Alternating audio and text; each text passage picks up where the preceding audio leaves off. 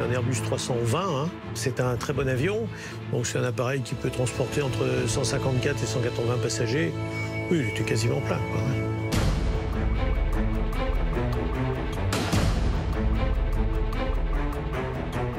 Le capitaine s'en va du poste.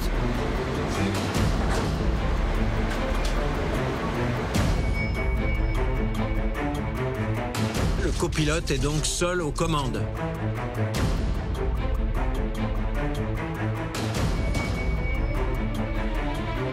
À partir du moment où on voit cet avion qui descend, on ne comprend pas pourquoi il descend. Le commandant de bord, quand il remonte de l'arrière de l'avion vers le poste de pilotage, il voit très bien que l'avion est en descente. Il doit se dire qu'est-ce qui se passe.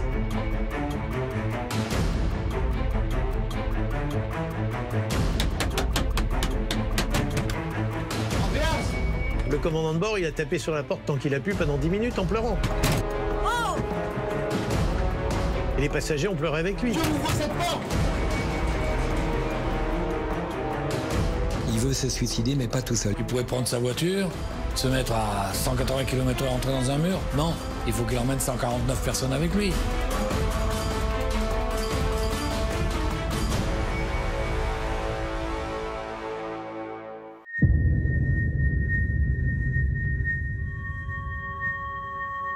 L'Airbus A320 de Germanwings s'est écrasé en fin de matinée dans le massif des Trois-Évêchés vers Digne-les-Bains, dans les Alpes de Haute-Provence. A320 passenger jet.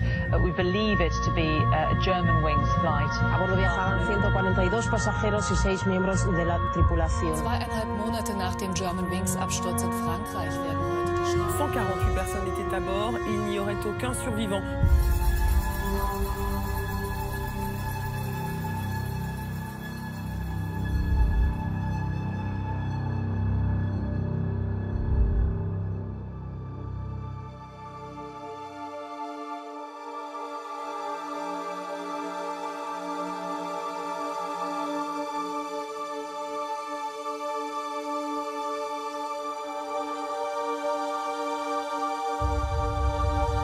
Je ne voyais aucun corps. C'est-à-dire que je ne voyais pas un avion. Là, je ne voyais plus rien. Plus rien.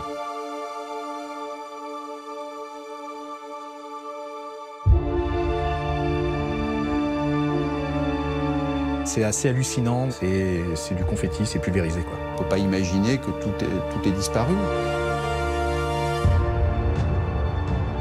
Je ne sais pas si ça ressemble à ça à l'enfer, mais ça s'y approche drôlement. Là, l'avion est passé sous ces arbres, là. Il est passé là nécessairement. Vous vous rendez compte, un Airbus, que ça représente dans ce fond de vallée, qui arrive là, avec les passagers. Les passagers ont tout vu.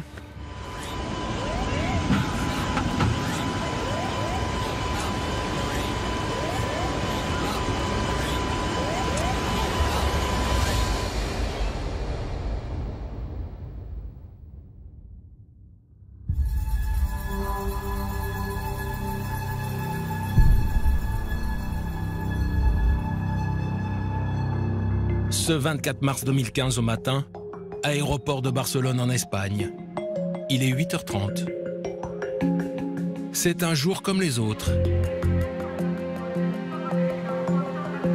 Sur le tarmac, un Airbus de la Germanwings, la compagnie à bas prix de Lufthansa. 4 fois par jour, l'avion effectue la navette entre Düsseldorf en Allemagne et Barcelone. Le trajet dure moins de 2 heures et ne présente aucun danger particulier. Au départ, rien ne distingue ce vol à prix réduit des 20 000 autres vols commerciaux qui sillonnent le ciel européen tous les jours. Aux manettes, 2 pilotes recrutés par la maison mère, la Lufthansa. Le commandant de bord, Patrick Sandenheimer, 34 ans, est déjà chevronné. C'est la seule photo que nous ayons de lui. Le copilote Andreas Lubitz n'a que 27 ans.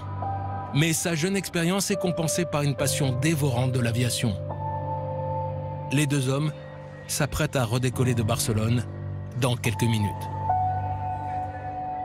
Pendant l'escale, ils ont une escale qui est relativement courte. Le commandant de bord, lui, de son côté, avec son copilote, il y en a un qui est parti faire le tour de l'avion, vérifier les trappes, vérifier tous les éléments de secours, le train et tout ce qui s'ensuit. L'autre s'est occupé des pleins, s'est occupé de la préparation de la navigation. Une fois que tout cela est fait, le commandant de bord donne le top d'embarquement des passagers.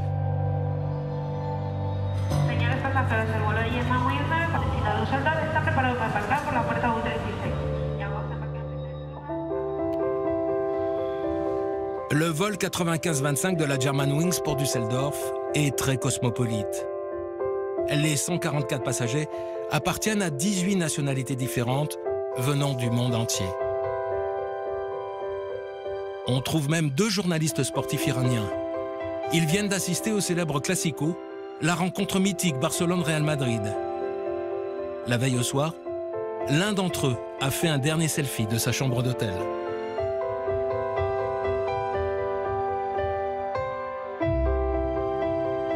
Parmi ceux qui s'assoient dans l'Airbus, il y a aussi 16 lycéens d'une petite ville de Rhénanie et leurs 2 professeurs d'espagnol. Ils rentrent chez eux après un séjour linguistique de 10 jours en Espagne.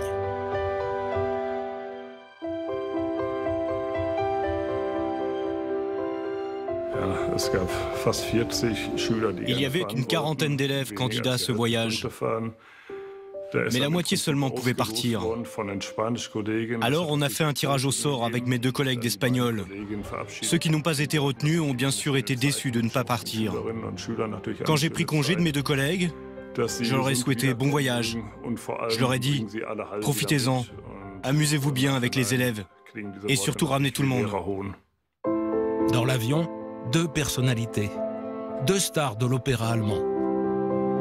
D'abord la chanteuse lyrique Maria Radner, une jeune cantatrice au parcours fulgurant. Elle voyageait accompagnée de son mari et de son bébé d'1 an et demi. Maria était la fierté de son père. Maria avait 33 ans. C'était une contralto confirmée. Elle m'avait dit « Papa, c'est génial. À 30 ans, je commence à faire une vraie carrière. » Elle avait chanté sur toutes les grandes scènes du monde. Elle m'avait dit « Mon objectif est de chanter du Wagner à Bayreuth. » La veille du crash, Maria Radner a justement interprété Siegfried de Wagner. Avec l'autre star de l'opéra de Düsseldorf, Oleg Briac. Lui aussi a péri dans la catastrophe.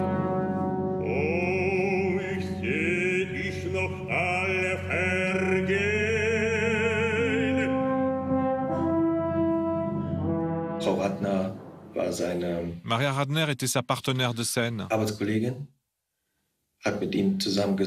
Et ils chantaient souvent ensemble. Et je pense même qu'ils étaient assis côte à côte dans l'avion.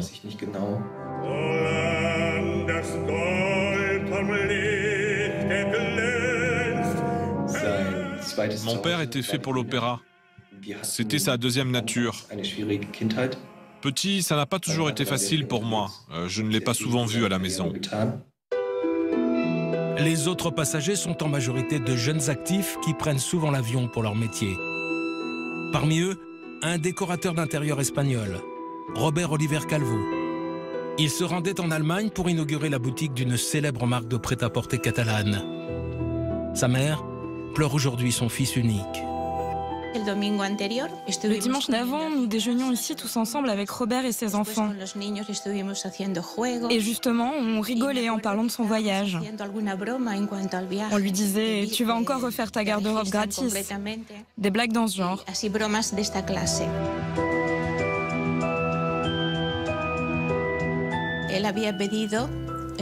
Il avait demandé à ne plus voyager aussi souvent. Il voulait rester à la maison avec ses enfants. D'ailleurs, ça devait être son dernier voyage. Ce 24 mars, il est juste 10 heures lorsque les derniers passagers s'installent à bord de l'Airbus de la Germanwings.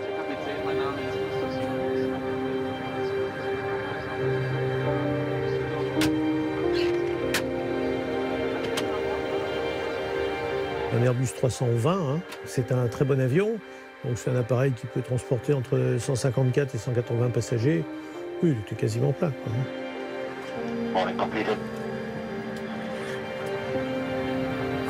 Meine Damen und Herren, im Namen der gesamten Besatzung ein herzlich willkommen an Bord dieses Eurowings-Fluges, durchgeführt von Germanwings.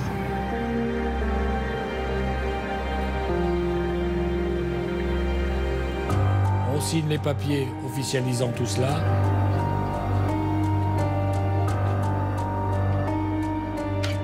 On ferme les portes, l'autorisation de repousser du parking.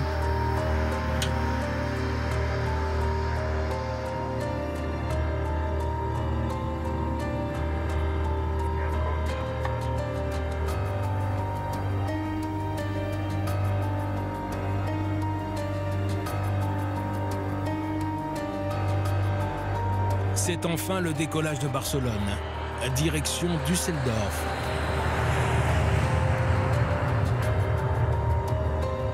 Qui devrait être atteint dans moins de 2 heures. Il est 10h01 et la météo est très bonne ce matin-là.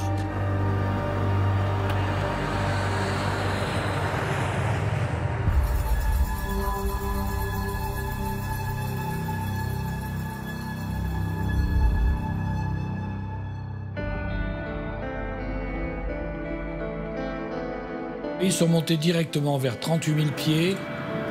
38 000 pieds, soit un peu plus de 11 000 mètres, l'altitude classique de croisière.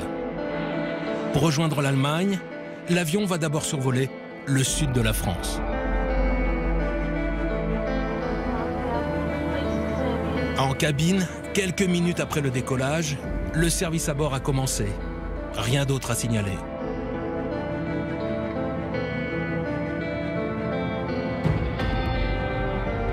Dans le cockpit, tout se passe aussi comme le plan de vol le prévoit, pour le moment. Il suit une trajectoire un petit peu différente. À l'aller, il était en contact avec Bordeaux Contrôle. Au retour, il est en contact avec Marseille Contrôle.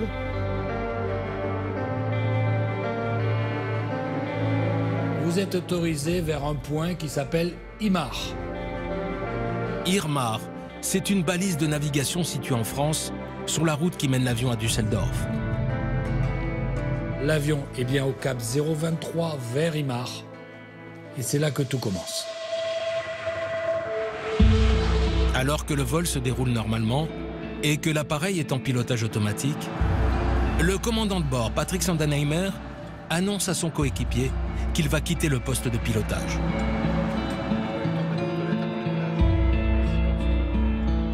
Un besoin pressant oblige le pilote à quitter le cockpit, laissant le copilote Andreas Lubitz seul aux commandes de l'appareil.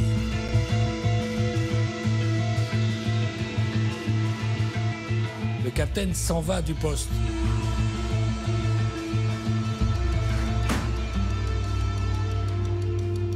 Il y a juste derrière la porte du cockpit des toilettes. Les toilettes de cet avion, ce jour-là, sont en panne. Alors, si les toilettes avant sont hors service, le pilote n'a d'autre choix que de traverser tout l'appareil, soit une quarantaine de mètres, pour rejoindre l'autre sanitaire situé au fond de l'appareil. Cette panne, a priori anodine, aura plus tard des conséquences essentielles sur la suite des événements.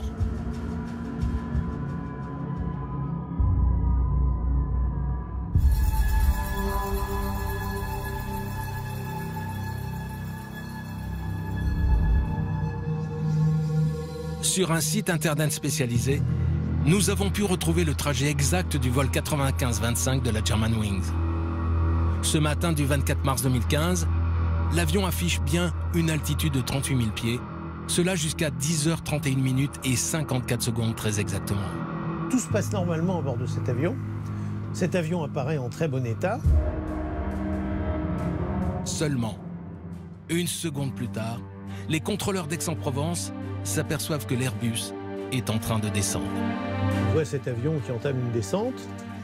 Ils sont surpris puisqu'il ne l'a pas demandé.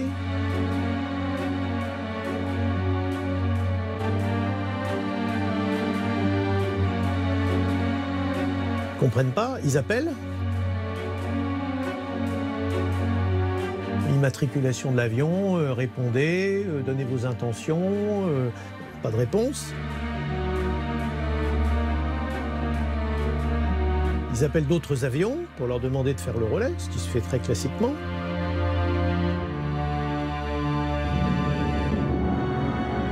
Bravo Alpha, pouvez-vous contacter le Hôtel Victor, lui demander ses intentions. Ils vont faire ça avec plusieurs avions.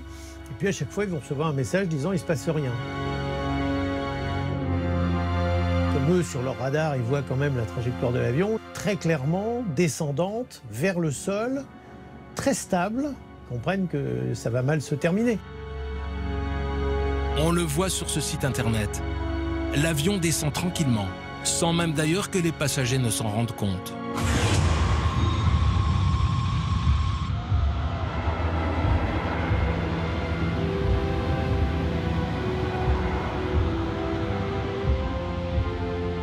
L'avion se met en descente, bon, à la limite, les passagers, ils doivent trouver ça bizarre, mais enfin bon. Vous êtes en descente, en tant que passager, dans les premières minutes, vous apercevez de rien. Pourquoi l'équipage descend? Il descend parce qu'on a dû lui demander de descendre. Ça ne va pas plus loin que cela. Si les passagers ne remarquent rien, le pilote, lui, qui sort des toilettes, s'aperçoit très vite qu'il y a un problème à bord. Le commandant de bord, lui, en sortant des toilettes, il a dû se dire: qu'est-ce qu'on fait là? Il est conscient quand il revient que l'avion descend, il est commandant de bord. Il voit à travers les hublots, quand il remonte de l'arrière de l'avion vers le poste de pilotage, il voit très bien que l'avion est en descente, il doit se dire qu'est-ce qui se passe.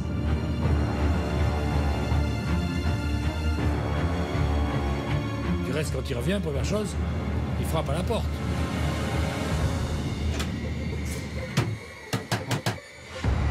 Il fait le code de secours.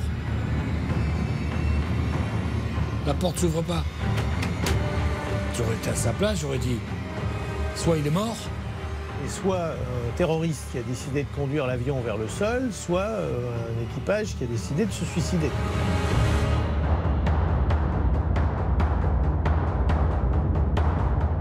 Devant le silence persistant de l'Airbus, la défense aérienne décide de faire décoller un Mirage 2000 de la base d'Orange. C'est la plus proche.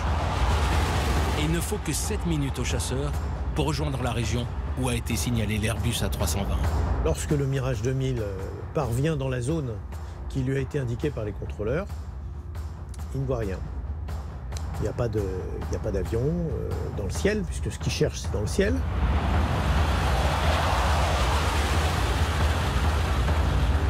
Au même moment, l'angoisse envahit la salle des opérations d'Aix-en-Provence. Malgré les appels répétés des aiguilleurs du ciel, l'Airbus ne répond pas. Et pourtant, en cas d'urgence, et même si les moyens de communication sont défaillants, le pilote a bien des moyens de faire comprendre qu'il y a un problème à bord. Il y a des tas de moyens avec un avion pour envoyer des messages. Il n'y a pas de message. On peut faire des tours, des boucles, on peut faire des trajectoires, des triangles, on peut faire des tas de trucs avec un avion pour dire qu'il y a quelque chose qui ne va pas. On sait que les radars vont le voir. Il y a une balise de détresse qu'on peut déclencher. Enfin, vous voyez, il y a des tas de choses qui pourraient être utilisées si on était dans une situation de détresse, qui ne sont pas utilisées. Donc ça veut dire que si elles ne sont pas utilisées, c'est qu'on ne peut pas ou on ne veut pas. Pour les contrôleurs d'Aix, une conclusion s'impose. L'Airbus de la Germanwings n'est pas un avion fantôme, puisqu'il est piloté. Mais sa courbe de descente laisse présager du pire. À l'intérieur de la cabine, c'est d'ailleurs le pire qui est en train de se produire. Andreas, c'est moi, ouvre! Andreas! Ouvre, Andreas, pour l'amour de Dieu, ouvre! Le commandant de bord, il a tapé sur la porte tant qu'il a pu pendant 10 minutes en pleurant. Et les passagers ont pleuré avec lui, mais il n'y avait pas de solution. Andreas! quand on voit que la porte ne s'ouvre pas, que l'avion continue à descendre,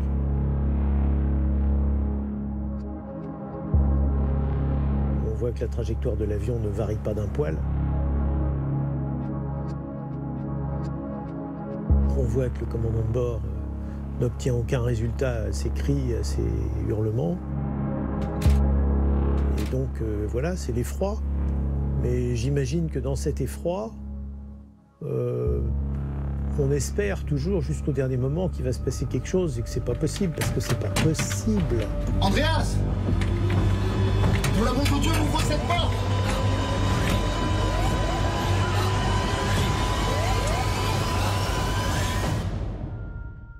À 10h41 très précise, l'avion disparaît des écrans radars d'Aix-en-Provence. Il vient de s'écraser dans les Alpes du Sud.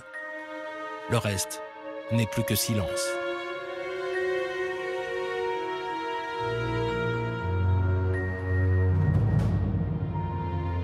Quelques minutes plus tard, l'armée de l'air prévient les gendarmes de haute montagne, basés à Digne-les-Bains. Section aérienne de Digne, adjudant Huro, bonjour. C'est le capitaine David Huro qui est de permanence ce matin-là. Et le gendarme a bien du mal à en croire ses oreilles.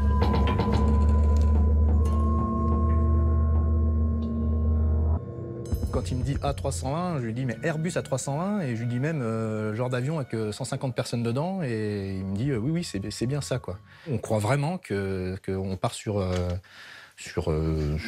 un souci, peut-être même, on pense même un souci du contrôle aérien. Jusqu'au bout, on se dit bon, c'est pas possible, quoi. Pas ici, pas maintenant, pas ça. Un premier hélico de secours décolle de Digne. Le capitaine Jean-Paul Marzy est aux commandes. Dans l'appareil, il y a un autre gendarme, Jean-Sébastien Beau, et un médecin. L'hélicoptère file en direction du secteur des Trois-Évêchés, à 10 minutes à vol d'oiseau. Les Trois-Évêchés, ce sont les montagnes blanches qui sont en face de nous. Voilà, et là, c'est à peu près le secteur où l'appareil a disparu des écrans radars. En fait, on n'a pas eu le temps de se poser véritablement de questions, parce que tout s'est déroulé très très vite. Entre le moment où on a reçu le coup de téléphone initial et le moment où on est arrivé sur zone, il s'est écoulé une dizaine de minutes, maximum. On était à la verticale du site, on a immédiatement pu identifier l'épave. Il est 11h09 quand l'hélico arrive sur le site du crash. Le lieu de l'impact, c'est au bas de la Boraine qu'on a en face de nous.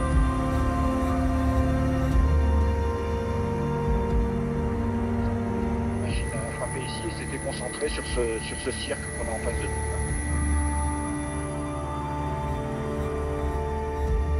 nous. Les gendarmes filment depuis le ciel. Et ce qu'ils voient les glace littéralement d'horreur.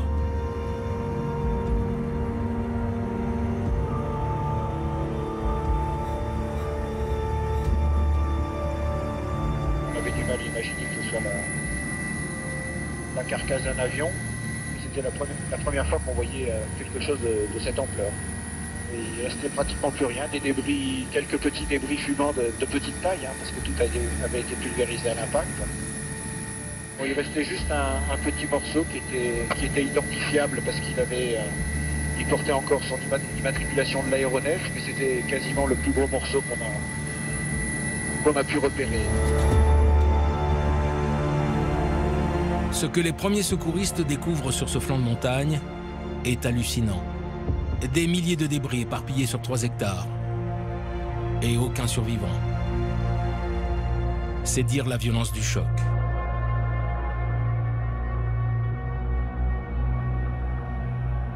Le gendarme Jean-Sébastien Beau est le premier à être élitreillé.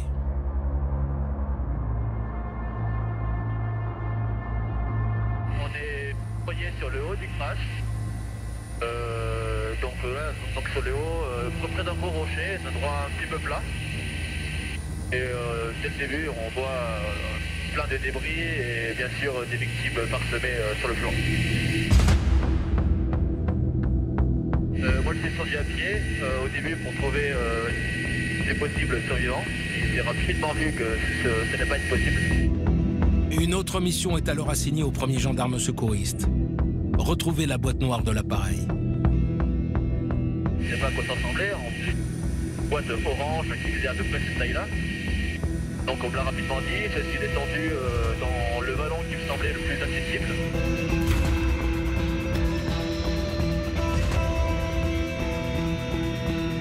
Et 10 minutes plus tard, je suis tombé dessus avec quelques gravats au-dessus. Et j'ai vite remarqué que c'était marqué Voice Recorder dessus, je l'ai signalé et voilà comment j'ai trouvé la boîte noire. J'ai un coup de chance. Cette première boîte noire est rapatriée vers Digne, puis vers Paris. Elle seule peut à cet instant lever le mystère du crash. C'est une catastrophe aérienne et on s'interroge. Qu'est-ce qui a pu se passer? Parce qu'il est vraiment tombé à la verticale et puis on apprend surtout qu'aucune communication. Toujours, on pense à l'accident, à la catastrophe mécanique. Puis, deuxième hypothèse, effectivement, qui sera étudiée très vite aussi, pourquoi pas une action de nature terroriste. On commençait à parler d'attentats quand même à cette époque-là. Je vous rappelle qu'on est juste après les fameux attentats de janvier. Toutes les hypothèses, comme toujours dans une enquête au départ, où on n'a pas la clé immédiatement de l'affaire et de l'origine, sont ouvertes. Des hypothèses, mais aucune certitude.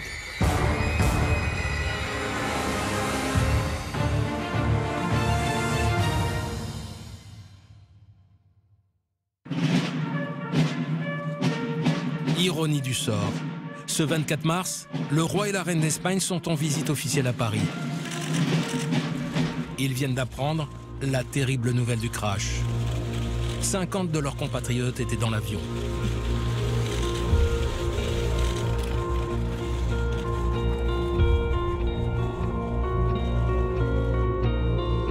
Un accident terrible vient de se produire sur le territoire français. Tous les moyens sont mis en place pour à la fois connaître les circonstances de l'accident et retrouver les victimes. Devant la gravité du drame, le roi Felipe décide d'annuler la visite qu'il venait juste d'entamer en France.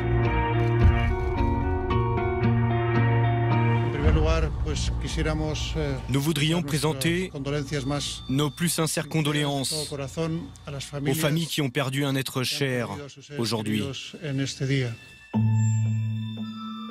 Parmi les 50 victimes espagnoles, Robert Oliver Calvo, le jeune designer d'origine américaine.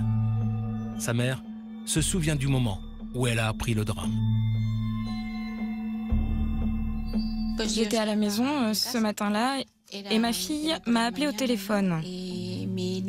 Elle m'a dit qu'elle avait vu sur son portable qu'un avion qui allait de Barcelone à Düsseldorf venait de s'écraser dans les Alpes.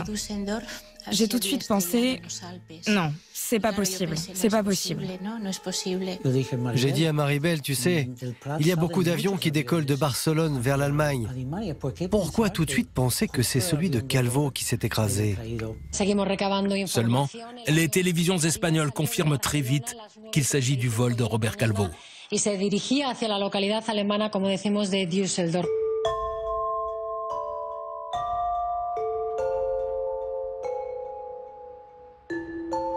On ne savait pas à ce moment-là s'il y avait eu des survivants, si c'était une catastrophe totale à laquelle personne n'avait survécu.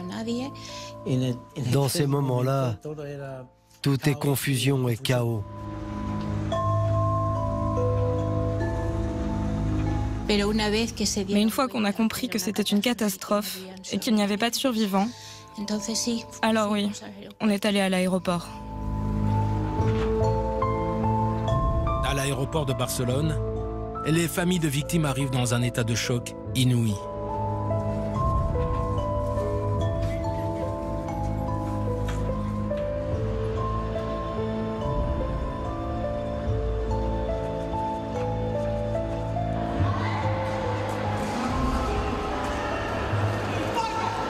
Parfois, la colère l'emporte sur la douleur.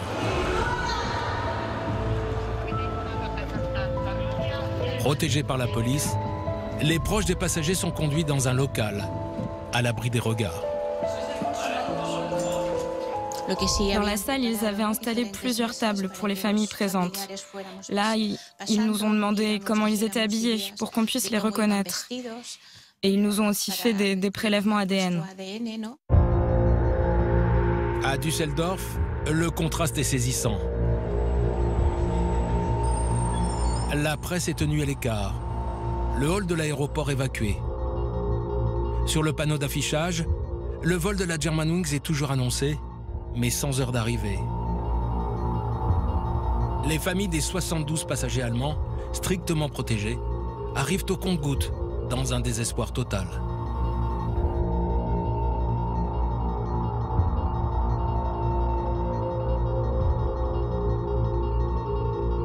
Dans le flot, Klaus Radner, le père de la cantatrice. Il va apprendre la tragédie par hasard en écoutant la radio. Sa fille était à bord de l'Airbus avec son mari et leur petit garçon. Je suis parti du bureau vers 11h45 pour aller chercher mes enfants à l'aéroport de Düsseldorf.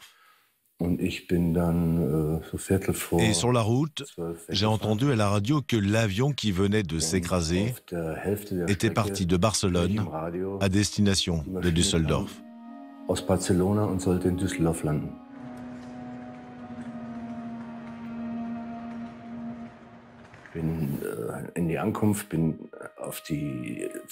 Une fois à l'aéroport, j'ai gagné la zone des arrivées. J'ai demandé à une des personnes de service s'il n'y avait pas de confusion possible avec un autre avion. Mais il m'a dit non.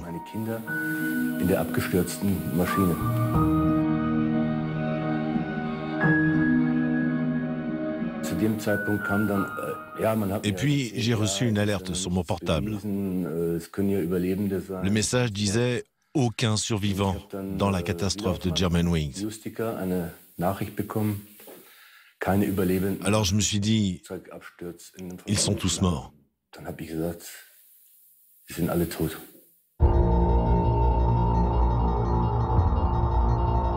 Au siège de la Lufthansa, les responsables de la compagnie aérienne sont assommés par ce coup du sort. Et c'est le PDG du groupe en personne qui prend la parole.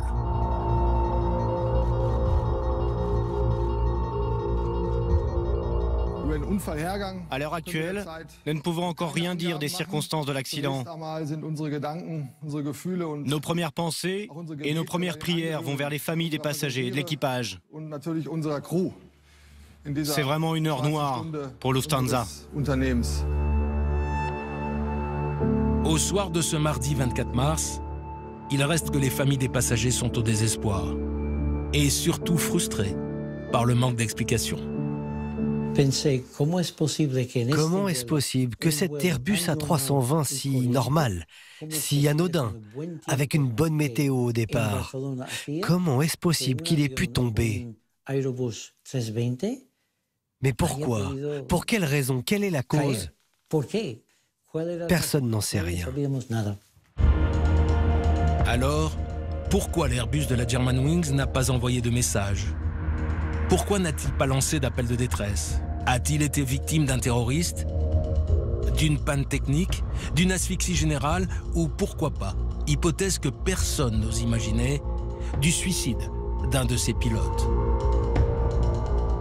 Personne n'a de réponse ce 24 mars. Pour les familles, le pire est de ne pas savoir.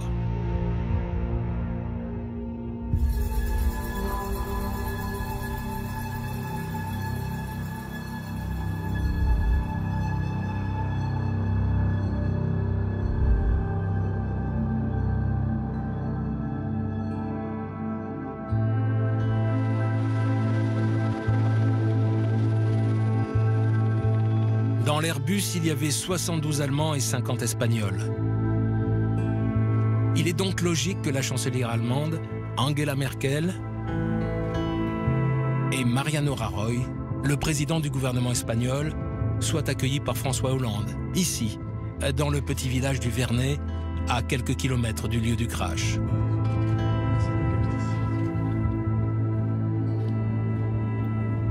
En saluant les gendarmes et les secouristes qui œuvrent depuis 24 heures sur le lieu du drame, les chefs d'État prennent soudainement conscience de l'ampleur de la catastrophe. Sur la droite, vous voyez ces arbres qui descendent, il y a un col. L'accident s'est produit juste derrière ces arbres. Là. Là, on voit. Derrière la montagne. C'est un site qui a une histoire particulière? Non, c'est un site qui est complètement isolé, sauvage, personne n'y va. So nah und doch so fern, nicht? C'est si proche mais si loin, on prend même pas. C'est proche et c'est très loin. C'est proche et inaccessible. Sehr nah, aber Ouais. 2700 mètres.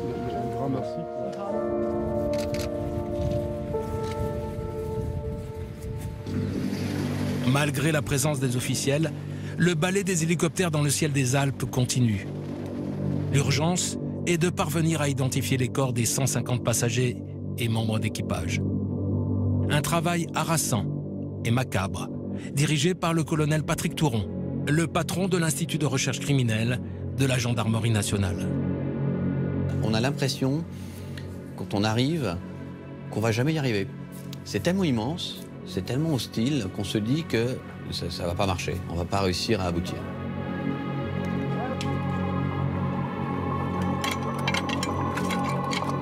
Moi, je rentrais d'un crash de l'avion de l'Algerian Airlines qui s'était crashé au Mali, où j'avais eu un avion qui était allé à très grande vitesse sur le sol, et là où les corps avaient été complètement déchiquetés. Et là, on me confirme que c'est à peu près le même scénario. Alors là, je me suis dit catastrophe. Dans la ravine, 70 secouristes et légistes se relaient 24 heures sur 24 pour trier les milliers de débris. Et le pilote, il m'a dit, oui, il est arrivé apparemment et il a pris la montagne à pleine vitesse. Donc là, ce que je sais, c'est que je fais un petit calcul de tête, 700 km/h, 200 mètres seconde, un avion, ça fait 50 mètres. En 1/25e de seconde, j'ai la queue de l'avion qui est venue percuter le nez de l'avion, 1/25e de seconde. Pour que vous puissiez vous rendre compte, 1/25e de seconde en télévision, c'est une image subliminale. Et une image subliminale, c'est ça.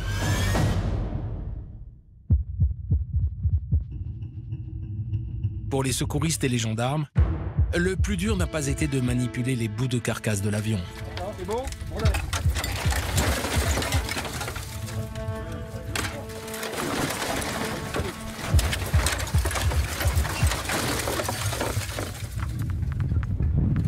Mais plutôt de supporter psychologiquement l'inimaginable.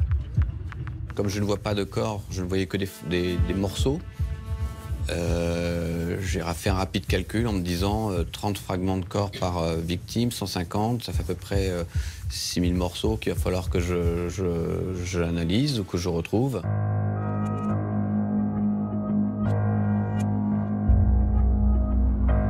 Chaque fragment doit avoir une traçabilité. Donc ici, on a des systèmes de code-barres, d'identification. Puis ensuite, on relève des éléments identifiants, on leur met un profil ADN, on leur remet une empreinte digitale, on leur remet une empreinte dentaire. Et ensuite, le groupe qui travaille avec le contact avec les familles, il va me donner une empreinte digitale ou alors l'ADN des parents. Et on va rechercher avec ces éléments qui, dans la base des victimes, où se retrouve cette personne. Ça nous permet de reconstituer les corps.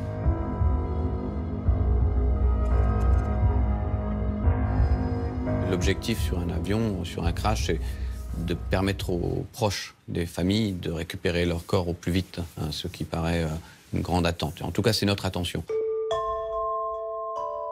Au-delà des fragments de corps, les légistes de la gendarmerie doivent aussi trier les objets personnels des victimes.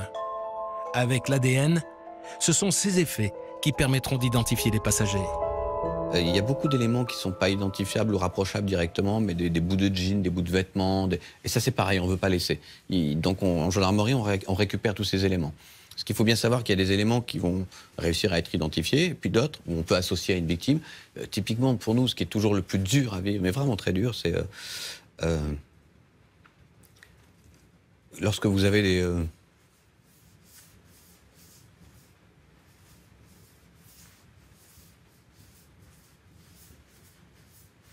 excusez-moi, des poupées ou des trucs d'enfants. Voilà. Et ça, on ne veut pas le laisser sur site. Voilà, et donc on les tient beaucoup.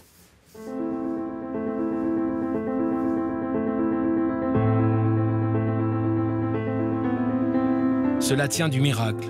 Mais certaines familles ont pu récupérer des objets personnels de leurs proches.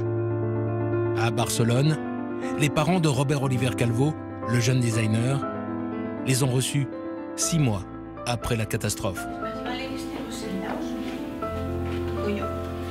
Marie-Belle, pose ça sur la table. Assieds-toi, assieds-toi. Alors, voici quelques-uns des éléments récupérés de notre fils Calvo. Le passeport. Et sa photo. Regarde dans quel état. L'incendie qu'il y a dû avoir à l'intérieur. Tout en vivant en Espagne, Robert Calvo était resté citoyen américain.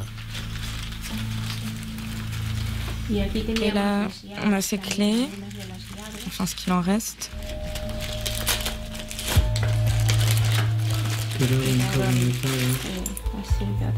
Tout brûlé, regardez. Et là, c'est son portefeuille, sa carte. Ouais, il y avait toutes les cartes à l'intérieur. Regarde dans quel état ils sont. Regarde les pièces.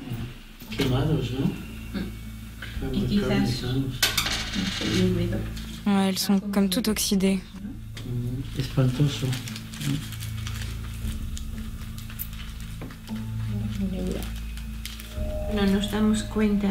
On se rend compte avec ça de ce qui s'est passé dans l'avion.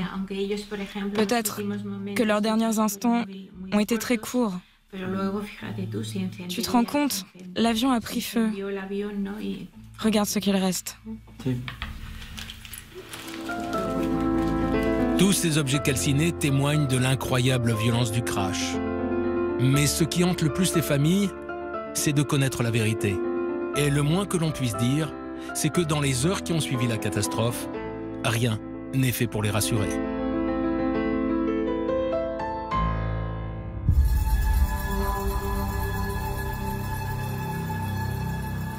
Retour le 25 mars 2015, 24 heures après le crash. La presse est convoquée au siège du BEA, situé au Bourget, près de Paris. C'est le Bureau Enquête et Analyse, un organisme qui dépend directement du ministre des Transports. Depuis la veille, ces ingénieurs ont sur leur table la première boîte noire. Mais bizarrement, le patron du BEA n'apporte aucune information sur les causes de l'accident. Maintenant, il est beaucoup trop tôt pour en tirer la moindre conclusion sur ce qui s'est passé. Merci. Il y a une énorme frustration de la part des familles qui veulent savoir ce qui s'est passé exactement dans cet avion. Et on ne leur dit strictement rien. Et pourtant, il y a un élément capital. Il y a cette fameuse boîte noire qui détient la vérité, qui détient les conversations dans le cockpit.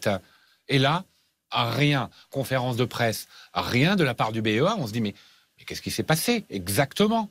Et puis là, coup de théâtre.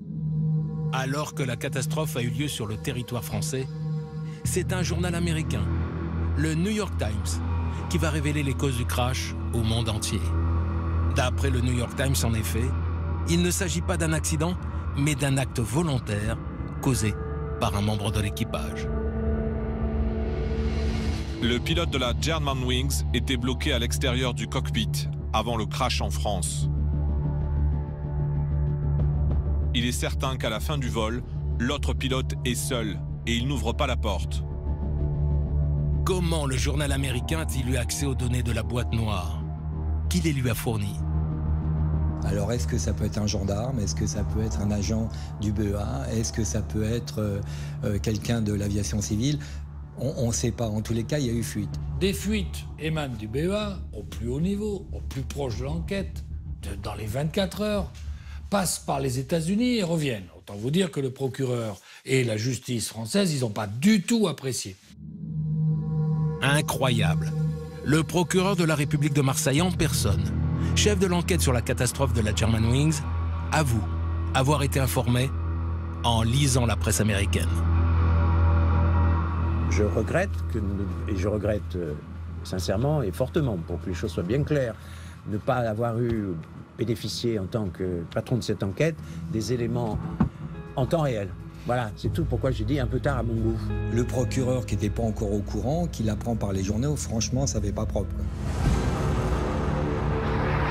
Pour mieux faire comprendre ce qui s'est vraiment passé à bord de l'Airbus, le procureur de Marseille va dévoiler le scénario du crash, minute par minute.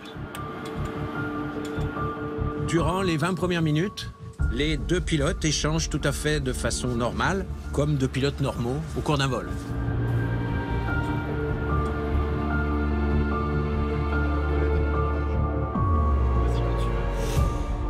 Et on entend à la fois le bruit d'un siège qui recule, puis on entend le commandant de bord demander au copilote de prendre les commandes.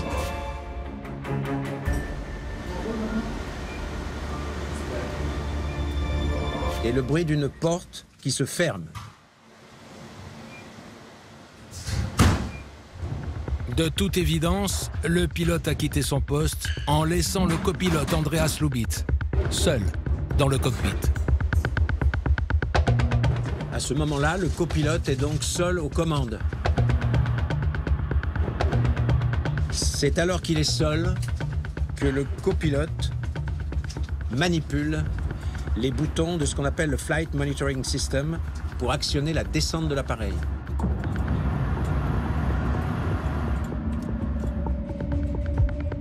On entend plusieurs appels du commandant de bord demandant l'accès à la cabine de pilotage. Andreas! Andreas! Il a tapé pour se manifester comme pour demander l'ouverture de la porte et il n'a eu aucune réponse du copilote. Andreas! Pour l'amour de Dieu, ouvre cette porte!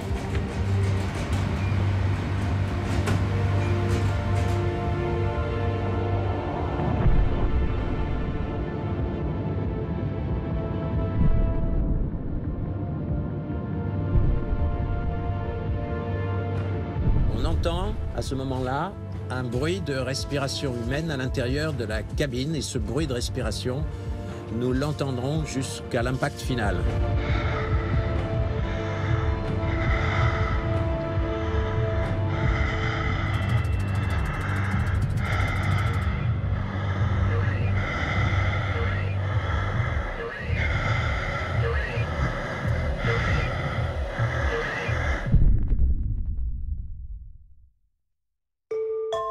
Comment les passagers du vol 95-25 de la Germanwings ont-ils vécu leurs dernières minutes?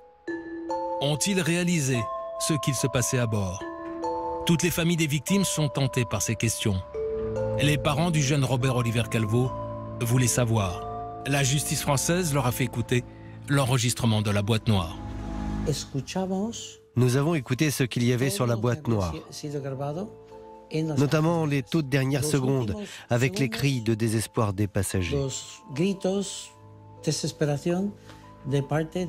Ils en ont coupé un morceau. Ils ne nous ont pas laissé tout écouter. Ce qui est curieux, c'est que pendant les dernières minutes, le pilote frappait à la porte, mais on n'entend rien d'autre.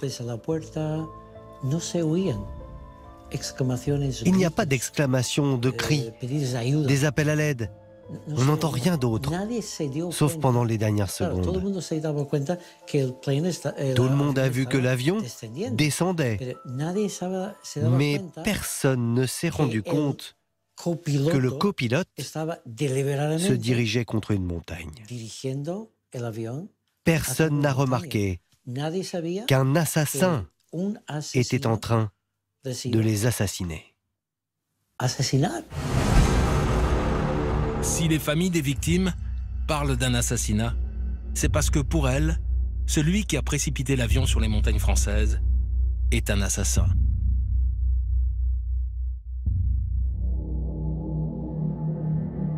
Dès le lendemain du crash, le monde entier va découvrir son visage. Le responsable de ce massacre n'est autre que le copilote de l'Airbus, Andreas Lubitz. Il est encore très jeune, puisqu'il allait vers ses 28 ans.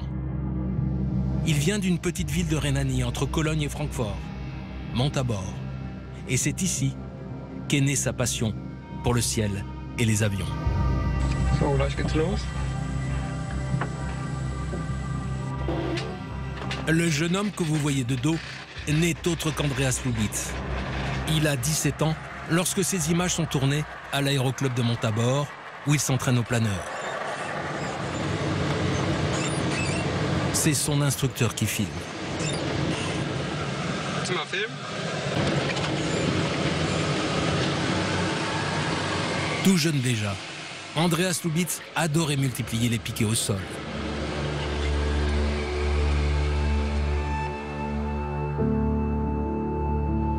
Ces images exceptionnelles prennent tout leur sens aujourd'hui, car elles montrent que le jeune homme n'est heureux que dans l'ivresse des cockpits.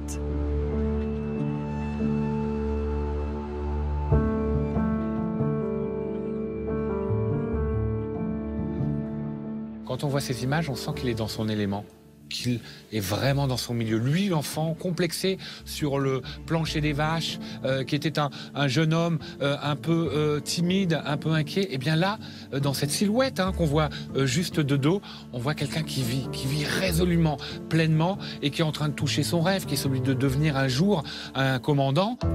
Son rêve devient réalité en 2009.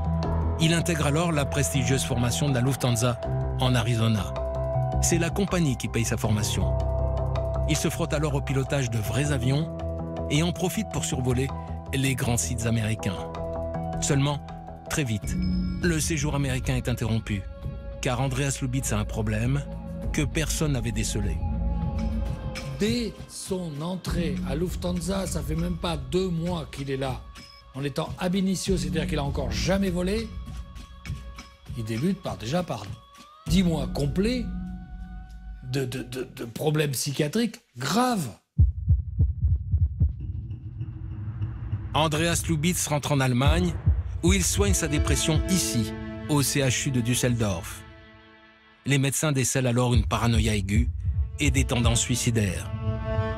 Une première alerte qui va être vite oubliée.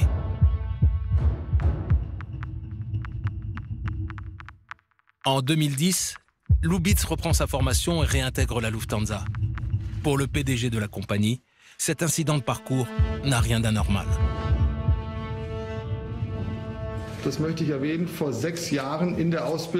Lubitz a eu une interruption dans sa formation il y a 6 ans. Puis il a repris ses fonctions et il a réussi tous les tests, tant sur le plan médical, psychologique, technique et pratique. Il était 100% apte à piloter, sans problème. Pourtant, les troubles psychiques d'Andreas continuent de plus belle. Et dans les années qui suivent, les arrêts de travail vont se multiplier. Et à partir de là, il vole, il est malade, il vole, il est malade, il poursuit sa formation, il est malade, il finit par voler. Lubitz termine tant bien que mal sa formation. Et il devient d'abord copilote. Seulement, avec ses problèmes psychiatriques, le jeune homme ne passe pas beaucoup de temps dans les airs. À l'origine, Andreas Lubitz, on ne sait rien de lui. C'est un copilote parmi tant d'autres, et pire que ça, c'est à peine un copilote. Il a 500 heures de vol pour Lufthansa sur Airbus ou sur simulateur de vol d'Airbus, ce qui est très très peu. La preuve que Lubitz est malade et qu'il n'est pas apte au métier de pilote tombe le 26 mars 2015, 2 jours seulement après le crash.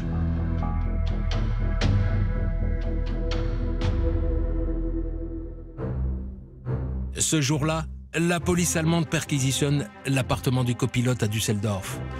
Les enquêteurs saisissent tout ce qui pourrait permettre de comprendre son geste fou.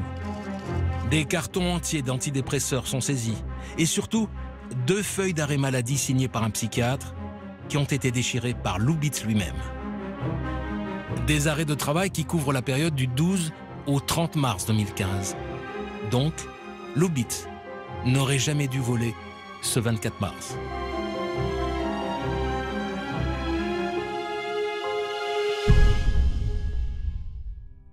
C'est prouvé, Andreas Lubitz était régulièrement en proie à des psychoses. Exemple, dès 2014, il est persuadé que sa vue faiblit à grande vitesse. Quelques mois avant le crash, Andreas Lubitz a eu un accident de voiture, somme toute assez banal. L'airbag a fonctionné, a pu lui protéger du corps, mais il a subi un léger traumatisme au niveau de la tête. Et de là, Andreas Lubitz va penser qu'il est en train de perdre sa vue. Il a eu un décollement de la rétine et qu'il ne va plus voir dans quelques semaines. Et une horloge se met en marche en se disant « dans quelques jours, dans quelques semaines, je ne verrai plus rien et adieu, adieu mon rêve d'être pilote ». Dans un email envoyé à l'un de ses médecins, Lubitz écrit en effet « Comme j'ai peur de devenir aveugle et que je continue à faire une fixation sur mes yeux, je ressasse cette idée sans cesse et le stress augmente. » La perspective de perdre la vue rend Lubitz complètement fou. Du coup, le jeune homme consulte tout ce que Montabaur et Düsseldorf comptent de praticiens. Nous avons obtenu le rapport confidentiel du procureur chargé de l'enquête en Allemagne. Y sont énumérés tous les médecins que Lubitz a consultés durant les derniers mois de sa vie. Des ophtalmos, bien sûr, mais aussi des généralistes, des ORL et bien entendu, des psychiatres. Il a rendu visite à 18 médecins traitants en 11 semaines. Certains ont été consultés plusieurs fois. On a calculé que ça fait un médecin par jour en moyenne. Un par jour. C'est là où vraiment on a trouvé qu'il y avait une anomalie, je veux dire, dans la procédure de Lufthansa. C'est-à-dire qu'à partir du moment où il avait été identifié comme dépression grave, il aurait fallu le suivre beaucoup plus.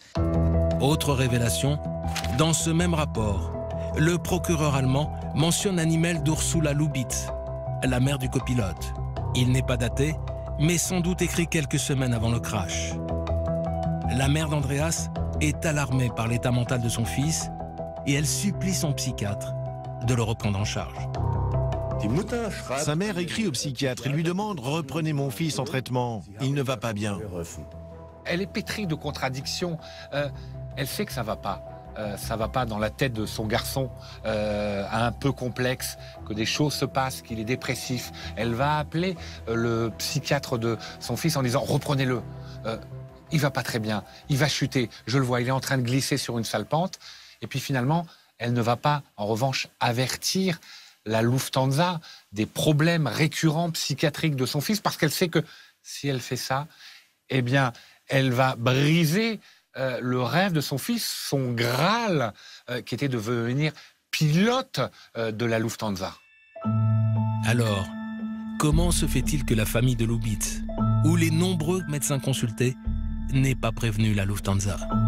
Il faut dire qu'en Allemagne, comme en France, il y a un tabou, le secret médical, et il est bien gardé. On a besoin de ce secret médical.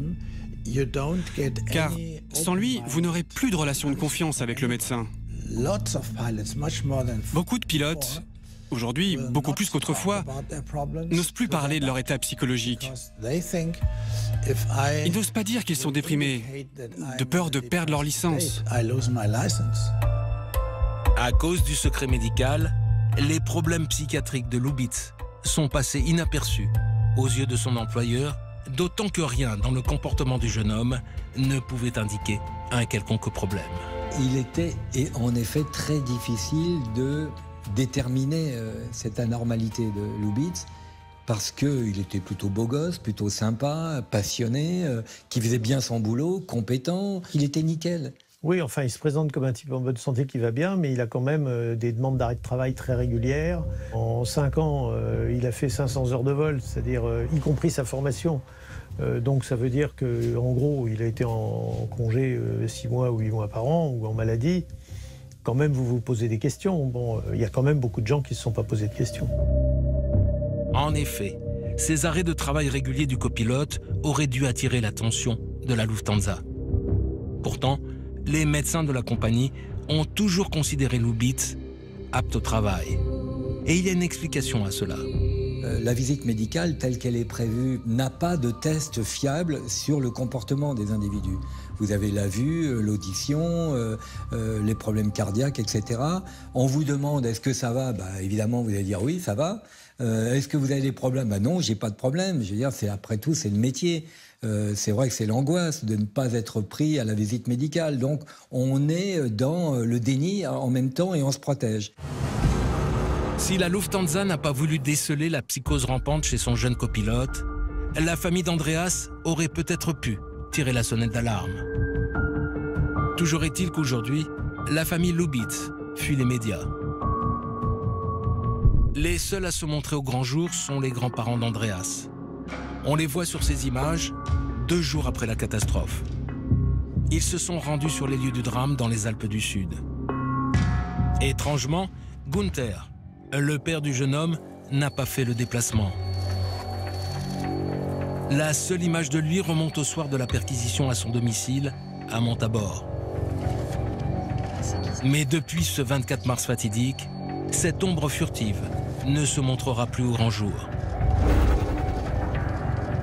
C'est le grand absent de ce drame.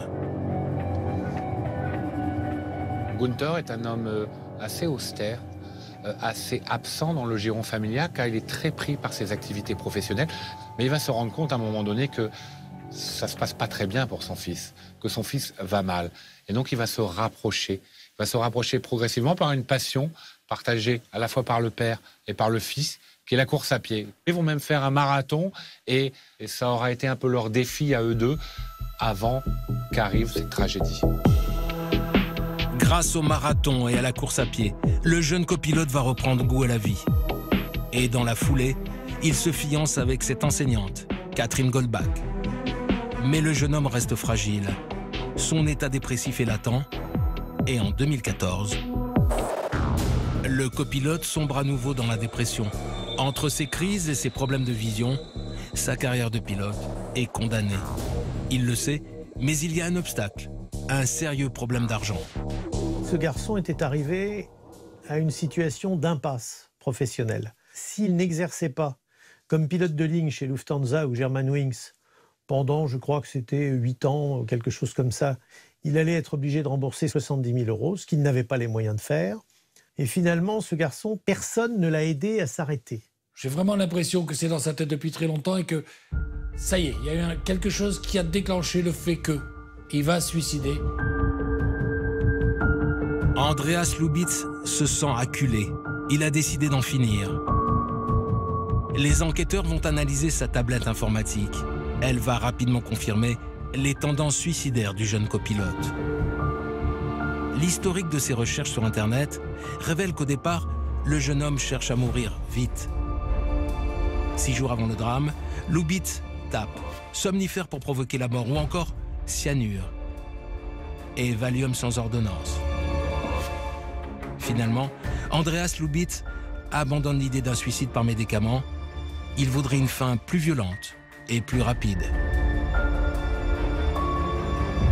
Nous sommes 4 jours avant le crash. Ces investigations portent désormais sur les portes de cockpit, leur fonctionnement et les codes d'accès. Une recherche qui va s'avérer déterminante.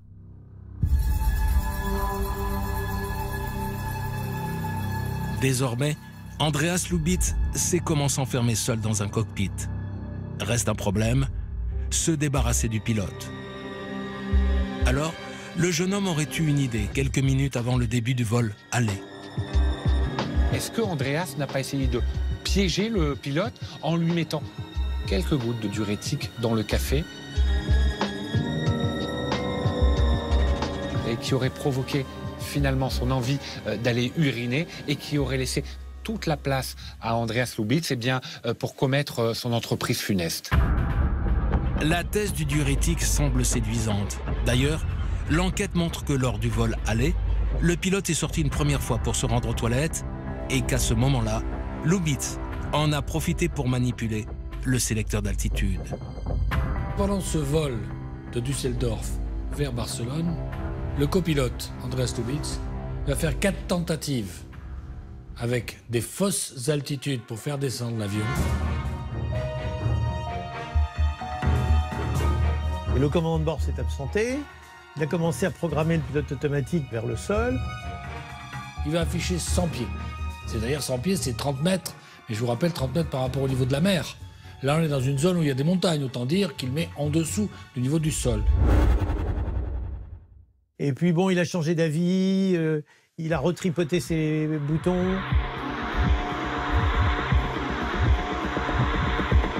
Quatre fois, c'est pas une erreur d'affichage. Pour tourner le petit bouton qui est là, où il part à 37 000 pieds et marqué 100, il faut le tourner un petit moment quand même. Donc c'est pas une erreur de « j'ai dépassé l'altitude que l'on m'a demandé ». Non, c'est vraiment volontairement, il a affiché 100 pieds, puis il s'est recorrigé, puis on sent qu'il hésite. À mon avis, il a tenté et il s'est dégonflé. Et son scénario était prêt et donc ça veut dire qu'il se préparait pour le vol du retour. Il avait prémédité de se tuer, il hésite, on le voit. 4 fois de suite. Malheureusement pour lui, le commandant de bord ouvre la porte. Il n'avait pas verrouillé mécaniquement la porte. C'est toute la différence entre le vol aller et le vol retour. Pour le vol retour, Lubitz est plus que déterminé à se suicider, mais cette fois, il va penser à tout. Est-ce l'effet d'un diurétique ou tout simplement un besoin naturel?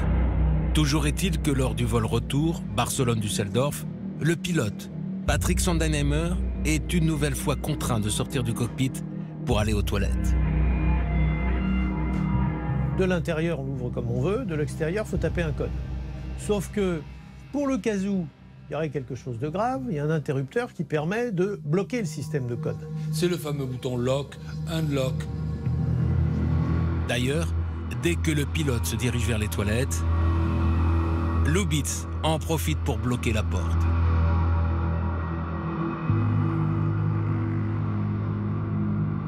Il y a une deuxième chose qui a toujours existé sur cette porte, on ne l'a pas rajouté, ça y était avant, c'est un verrouillage mécanique. Exactement comme vous fermez votre porte à clé et parfois vous mettez en plus un loquet supplémentaire pour être certain que personne ne pourra rentrer. C'est à peu près la même chose. Alors, lorsque le pilote revient des toilettes, il ne peut rien faire.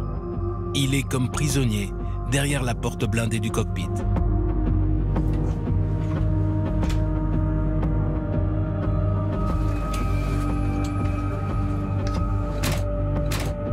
Aujourd'hui, en dehors du pied de biche et encore, c'est très difficile, ou de la hache et encore, il faut être costaud. Pour défoncer une porte de cockpit, c'est pas du tout évident. Donc il n'y a pas de solution pour ouvrir la porte.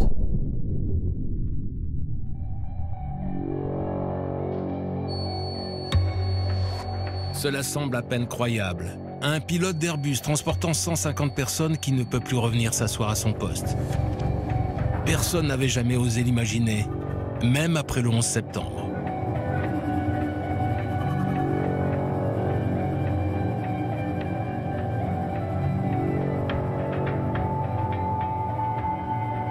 Le 11 septembre, des gens entrent dans le poste, tuent l'équipage, prennent possession de l'avion, vont heurter les fameuses tours jumelles.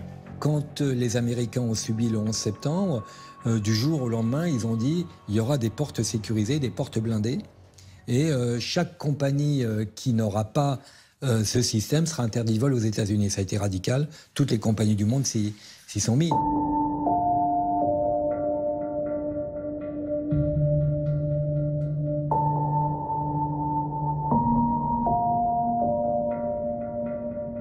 C'est-à-dire qu'à force de vouloir lutter contre le terrorisme, on fabrique les outils qui font qu'on ne peut pas lutter contre la folie. Et qu'on s'est retrouvé avec un commandant de bord dans un avion qui, pendant 10 minutes, ne pouvait pas ouvrir la porte de son cockpit. Ça, c'est quand même complètement fou.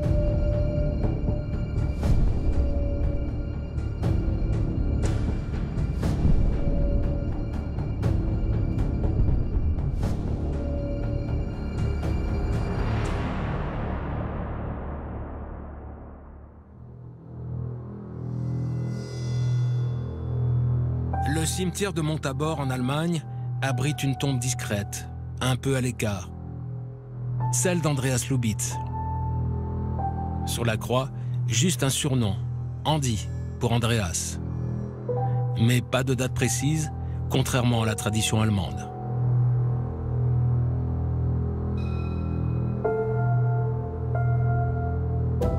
Lubitz avait promis que son nom serait connu du monde entier. Il a tenu parole de la pire des façons. En fracassant son Airbus contre une montagne des Alpes et en tuant 149 innocents. Je vois la plupart des gens que j'ai rencontrés depuis, qui ne sont pas du tout dans le métier, ils ont tous cette phrase « Mais il ne pouvait pas aller se suicider tranquille tout seul ?» Pourquoi il emmène 149 personnes là-dedans?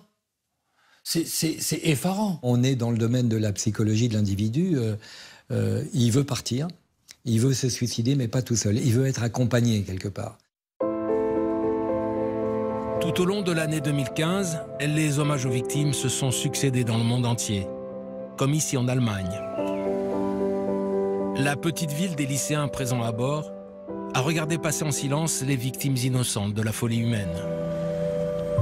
Aujourd'hui, l'enquête a levé le voile sur les funestes maladies d'Andreas Lubitz. Mais les familles continuent de s'interroger. Elles n'arrivent pas à comprendre pourquoi cette tragédie a pu être possible.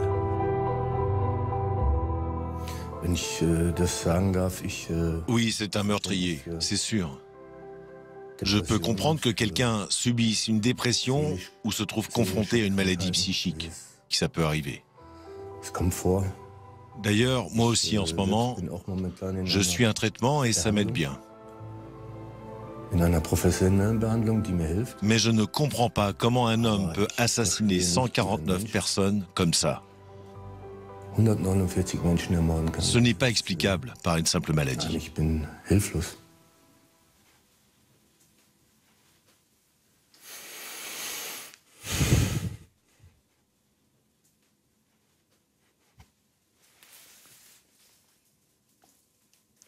Entonces te coges rabia.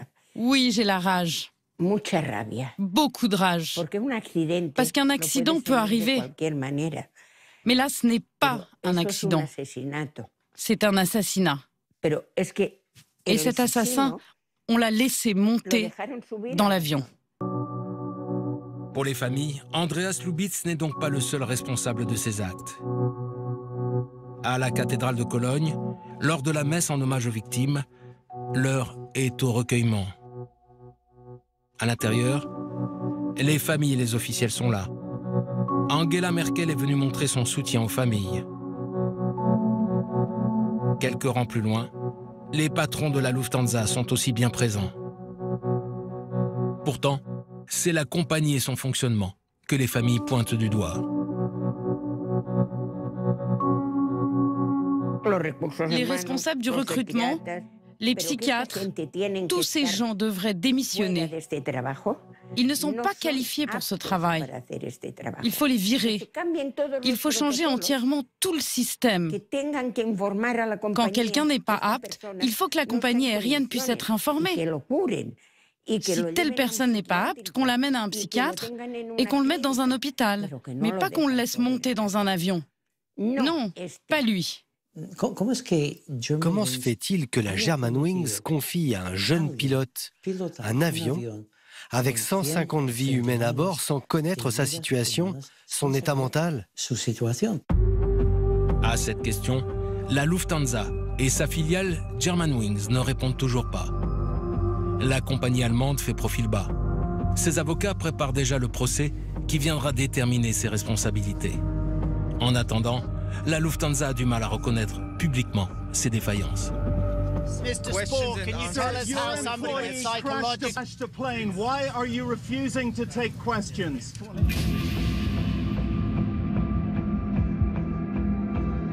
You don't find in the public, les compagnies aériennes ont beaucoup de mal à faire leur autocritique en public. Alors elles disent « Oui, il faut analyser ce que nous avons fait. » Bien sûr, c'est facile à dire. « Oui, le pilote était malade. Nous regrettons. Nous allons améliorer nos procédures. » Mais c'était la faute du pilote. Tout cela est faux. Comme il est d'usage en pareilles circonstances, la seule chose que la compagnie peut offrir pour se dédouaner, c'est de l'argent. Pour l'instant, il est question de 25 000 € par victime. Une somme jugée ridicule par les familles.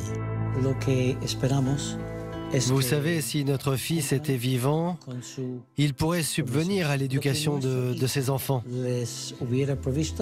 Mais maintenant qu'il n'est plus là, maintenant qu'il est mort, c'est à la Germanwings de le faire. Alors, on espère que cette compagnie respectera ses engagements. C'est important pour nous, très important.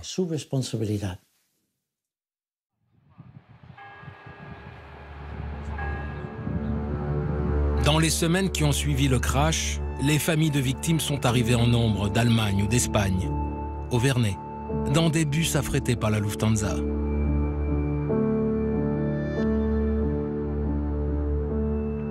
En rang serré, protégées des caméras indiscrètes, elles ont défilé devant le mémorial improvisé. Et c'est le maire du Vernet, François Balic, qui les a accueillis.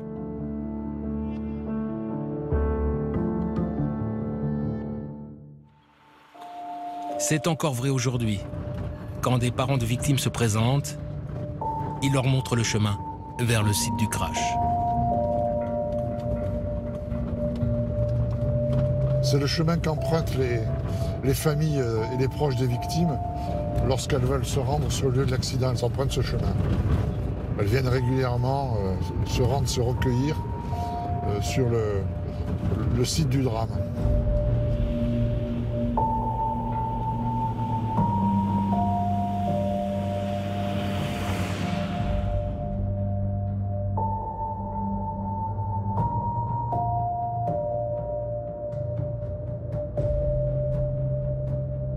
C'est là que vous voyez le mieux le site. Hein. Bon, ça fait comme un cirque. Et le point d'impact est au petit poteau vert qui a été installé pour montrer le point d'impact.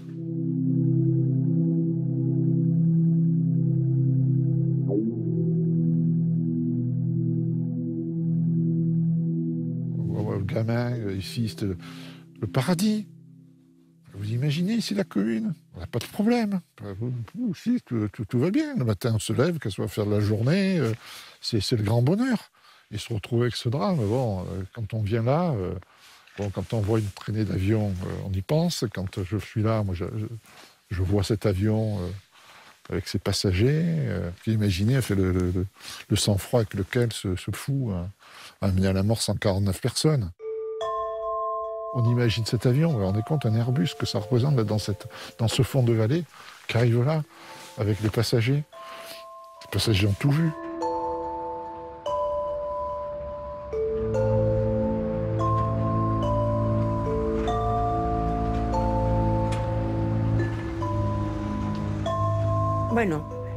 Mon fils est resté là-bas. L'endroit est magnifique et Ferran l'aurait aimé. De toute façon, il adorait la montagne. C'est une grande consolation pour moi.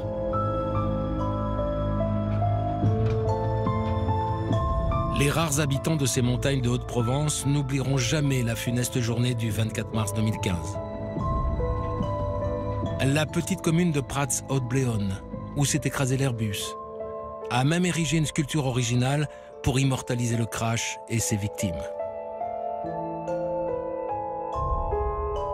La stèle est orientée dans l'axe de l'avion, puisque l'avion est tombé derrière le massif qui est devant nous, et juste derrière, c'est le premier massif alpin en venant de la Provence.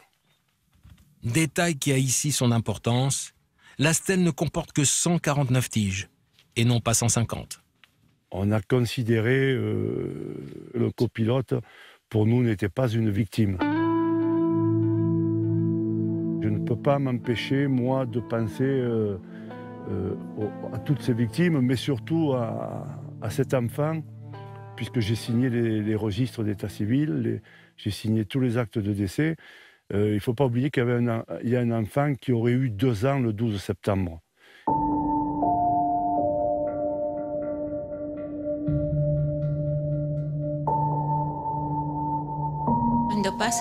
Quand il arrive quelque chose comme ça, c'est étrange, l'esprit le rejette. Vous vous dites, ça ne me concerne pas, je suis en train de vivre un cauchemar. Mais il faudra que je me réveille. Et les jours passent, et vous vous rendez compte que c'est bien la réalité, que ce n'est pas un rêve, et qu'il va falloir l'accepter. Ce drame est en moi et je n'arrive pas à l'exprimer. J'ai bloqué toutes les images négatives. Je n'ai gardé qu'une chose, les souvenirs de quand mon fils était enfant, les anecdotes quand on jouait ensemble. Je ne veux garder que les bons moments. Je ne veux pas voir le mal. J'espère que mes enfants ne sont pas morts pour rien. Mais je ne crois pas que l'humanité soit assez développée pour tirer les conséquences d'un tel événement. L'humanité peut-être pas, mais les compagnies aériennes sûrement. Elles ont forcément des leçons à tirer de la tragédie.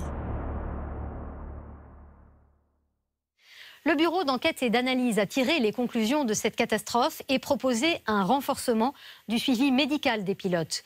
Le BEA prône également la levée du secret médical en cas de danger immédiat, une mesure inédite qui fait polémique au sein même du syndicat des pilotes. C'est donc un dossier en cours. Merci à tous de nous avoir suivis et très bonne fin de soirée sur W9.